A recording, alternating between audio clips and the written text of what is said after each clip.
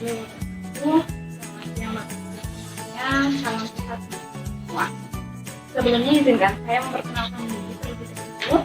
Saya dari ini mahasiswa dari Universitas Semarang. Pada kesempatan siang hari ini saya akan memberikan penjelasan ataupun diskusi mengenai diet atau pengaturan makan pada penyandang diabetes mellitus. Tujuan saya memberikan penyuluhan ini adalah saya ingin memberikan atau berbagi pengetahuan ataupun informasi mengenai kaitannya dengan bagaimana penerapan pengaturan pola makan yang benar bagi orang yang terkena diabetes mellitus atau penyandang diabetes mellitus dan bagaimana langkah yang bisa dilakukan untuk mencegahnya, seperti itu. Baik Bapak Ibu semuanya, saya yakin Bapak Ibu semua di sini sudah paham apa itu penyakit diabetes mellitus. Jadi penyakit diabetes mellitus itu biasanya kata orang awam penyakit gula, ya. Jadi penyakit gula atau diabetes mellitus itu berdasarkan dari data profil kesehatan Jawa Tengah. Jadi di Jawa Tengah itu sendiri penyakit diabetes mellitus itu merupakan penyakit tidak menular yang terbanyak urutan kedua setelah hipertensi. Jadi benar-benar merupakan permasalahan yang cukup besar ya di Jawa Tengah itu sendiri. Jadi untuk penyakit diabetes mellitus itu sendiri kenapa bisa terjadi? Apa sih yang apa sebenarnya yang menyebabkan terjadinya diabetes mellitus? Jadi pada intinya penyakit diabetes mellitus itu terjadi ketika memang di dalam tubuh itu tidak bisa memproduksi insulin dengan cukup, ya. Jadi misalnya nih, jadi ketika kita Bapak Ibu sendiri itu makan atau minum lah, ketika makanan atau minuman itu masuk ke dalam tubuh, di dalam tubuh itu akan diubah menjadi gula, atau dengan kata lain juga glukosa. Nah, glukosa itu kan nantinya harusnya dijadikan energi, tetapi itu jadi ketika Bapak Ibu semuanya itu makanan masuk ke dalam tubuh itu akan menjadi gula. Kemudian di dalam tubuh itu, di dalam sel namanya yaitu bentuk atau menciptakan atau membuat yang namanya insulin. Insulin itu hormon insulin itu fungsinya apa di dalam tubuh? Hormon insulin itu fungsinya untuk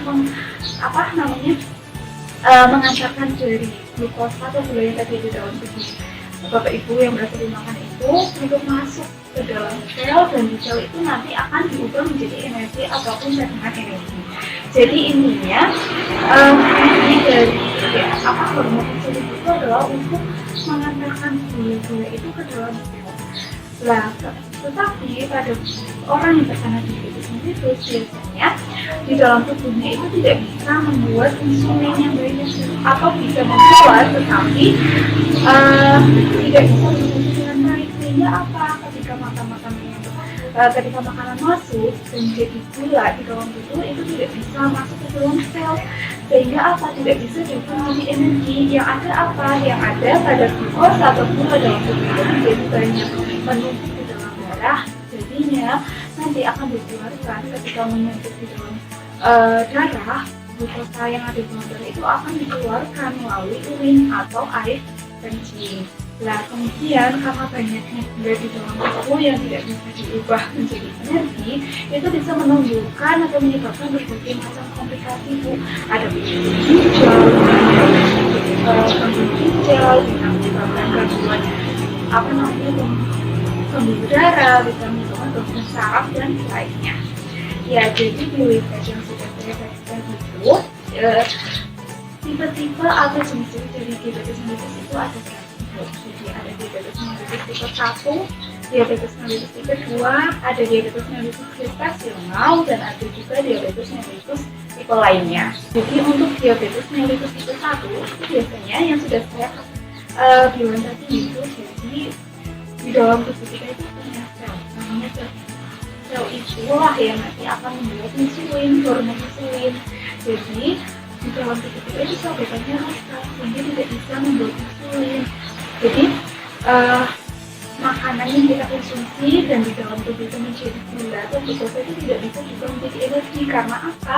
Karena sel betanya rusak, tidak bisa membuat insulin dan tidak bisa diubah menjadi energi makanannya.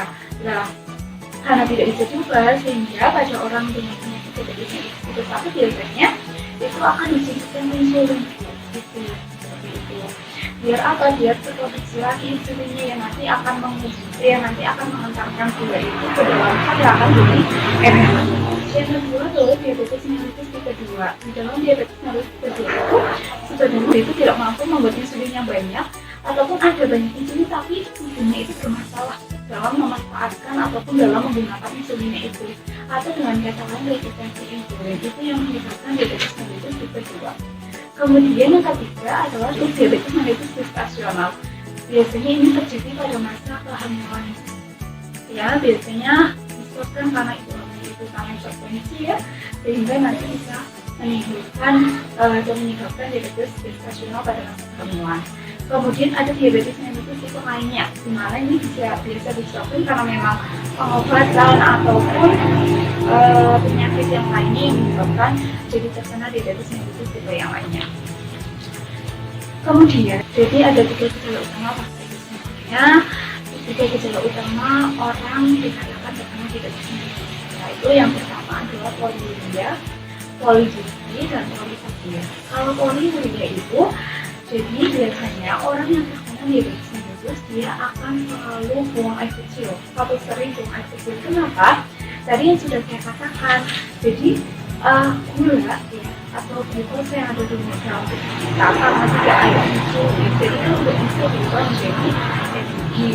Nah, jadi gula-gulanya itu menumpuk di dalam darah, sehingga kadar gula darahnya tinggi. Kemudian nanti kalau banyak, kemudian kan dikeluarkan melalui air kencing itu atau urin. Jadi biasanya orang yang terkena diabetes mellitus dia akan lebih sering buang air kecil. Karena apa kan? Karena volume airnya itu kan tercampur dengan gula, jadi lebih banyak gitu. Kemudian ada polidipsi. Kalau polidipsi ini karena tadi kan sering buang air kecil, sehingga apa? Sehingga di dalam tubuh juga akan kekurangan cairan atau penyakit lain, yaitu dehidrasi. Biasanya orang yang terkena diabetes mellitus dia akan selalu merasa haus karena apa? Sudah banyak aktivitas fisiknya nanti akan menyebabkan polidipsi karena sering buang air kecil. Kemudian yang ketiga adalah polisakia. Jadi polisakia ini biasanya karena tadi ada kita mengkonsumsi makanan masuk ke dalam tubuh itu kan juga menjadi gula glukosa. Tapi ketika tubuh itu tidak bisa mengubah atau memanfaatkan glukosa itu di dalam tubuh untuk menjadi energi itu tidak baik, atau ada karena tadi nggak ada insulin gitu, jadi bisa menyebabkan apa? Bisa menyebabkan orang itu makan banyak tetapi tetap glukosa itu keluar melalui urin, jadi tetap akan merasa lapar karena tidak bisa juga menjadi energi. Itu adalah gejala utamanya. Kemudian adalah faktor risiko. Jadi ada beberapa faktor risiko yang bisa menyebabkan penyakit diabetes mellitus. Jadi ada faktor risiko yang tidak dapat diubah dan faktor risiko yang bisa diubah. Kalau faktor risiko yang tidak dapat diubah itu apa saja? Adalah faktor keturunan. Itu faktor risiko yang tidak bisa diubah. Kenapa? Karena jadi bapak ibu semuanya yang punya keluarga dengan riwayat diabetes mellitus itu harus benar-benar menjaga anak-anakku, karena sangat faktor keturunan itu sangat dominan. Ya, jadi harus benar-benar jaga pola hidupnya, pola makan yang sehat, kemudian pola aktivitas yang baik seperti itu. Kemudian bisa juga karena tadi ibu hamil yang dia memang punya riwayat hipertensi, dia akan bisa menyebabkan waktu masa kehamilan itu akan terjadi yang namanya diabetes mellitus gestasional.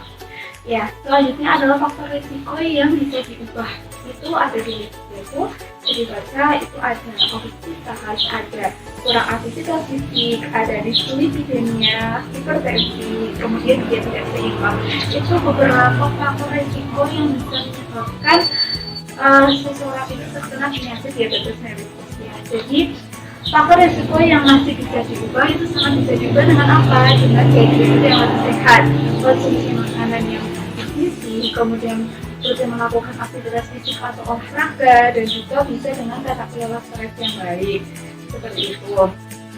Kemudian bagaimana penerapan diet yang tepat bagi orang yang terkena diabetes mellitus? Jadi bagi orang yang sudah terkena diabetes mellitus itu biasanya dia wajib untuk patuh atau taat pada di 3J, yaitu tepat jadwal, tepat jumlah, dan tepat jadwal.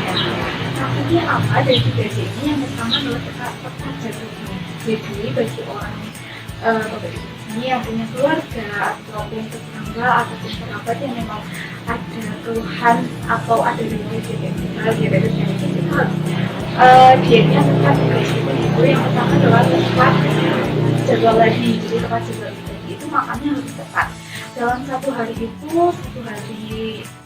satu malam itu, maksudnya harus ada makan pagi jam berapa harus tepat, makan jam berapa harus tepat, makan malam jam berapa harus tepat, dan harus selingannya juga harus tepat. Jadi waktu makannya itu harus benar-benar tepat seperti itu. Kemudian yang kedua adalah tepat jumlahnya. Jadi tepat jumlah di sini maksudnya apa? Jadi dari makan pagi, makan siang, makan malam itu jumlah makannya tepat.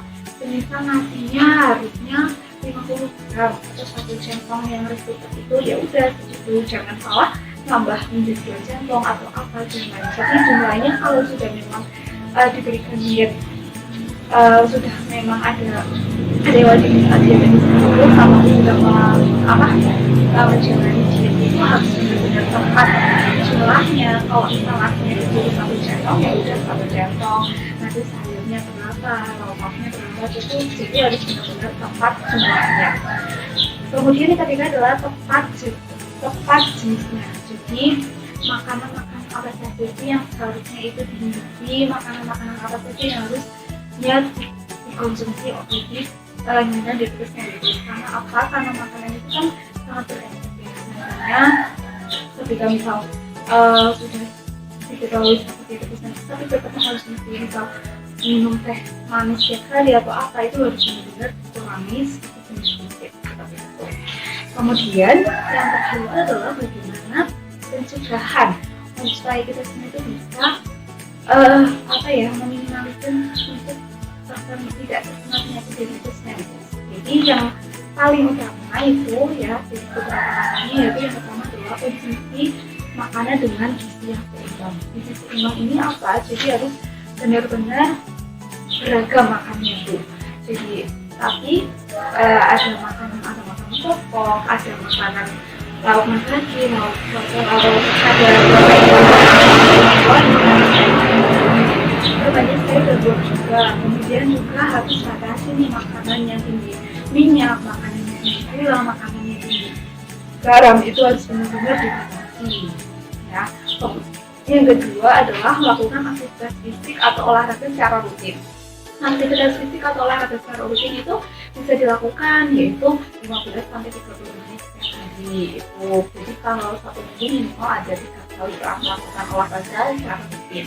Kemudian yang ketiga adalah tata kelola stres yang baik. Jadi pinter-pinter kita mengendalikan emosi gitu ya Bu. Jadi harus pinternya mengelola stres agar kita selalu berpikirannya positif, berpikirannya happy, sehingga pikiran-pikiran negatif bisa dikelola dengan baik. Kemudian adalah hindari penggunaan alkohol, penggunaan atau merokok. Pokoknya harus menghindari minuman yang beralkohol dan merokok.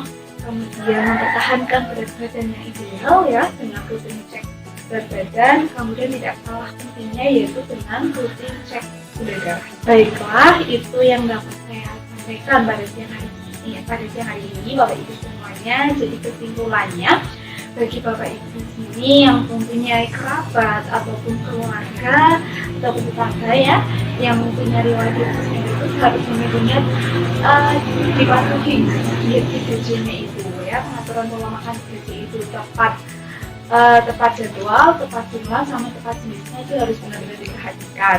Kemudian bagi kita semua, ayo kita sama-sama menjaga tubuh kita untuk tetap sehat biar tidak terkena penyakit diabetes mellitus. Dengan apa? Tadi dengan kita mengubah gaya hidup kita menjadi hidup yang sehat dengan konsumsi makanan gizi seimbang, melakukan aktivitas fisik rutin, kemudian tata kelola stres yang baik, kemudian hindari konsumsi minuman beralkohol dan merokok ataupun yang lainnya seperti itu.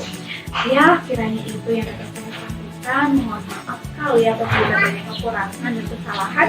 Terima kasih atas waktunya. Wassalamualaikum warahmatullahi wabarakatuh.